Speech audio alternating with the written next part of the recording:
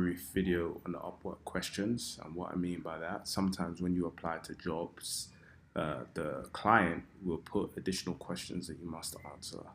Sometimes they are custom-made questions, so these templated answers can't help you. But a lot of the time, the clients just put in the generic questions that you see on this sheet.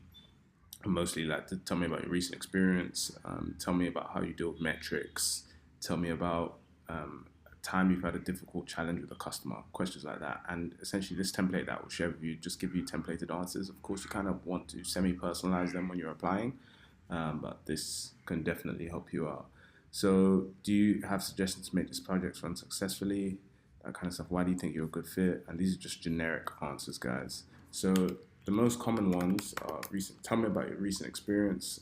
In this, you just want to have a template, create your own, and essentially have a case study in there.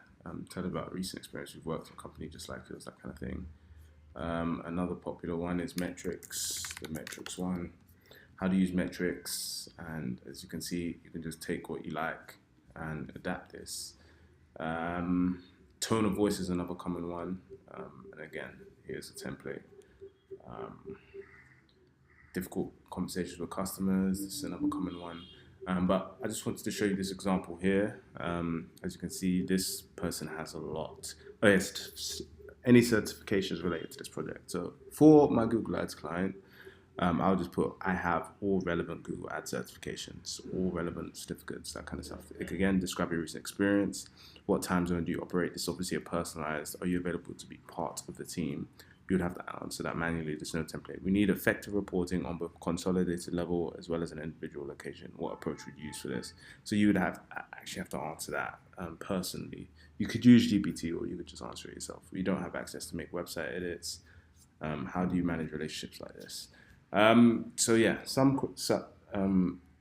of them, sometimes I'm applying for jobs, and depending on these questions here, it might qualify or disqualify me from applying. So if I see something and it's like, look, create a 5-minute Loom video saying why you're the best, and I'm on a client account, it's not really something I can do.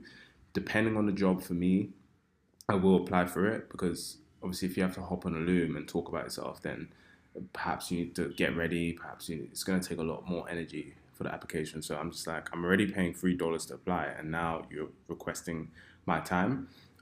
So one thing I would say is never do free work on Upwork, because you're already paying money to apply for these jobs. So you should never really do free work. But yeah, that's just a short video.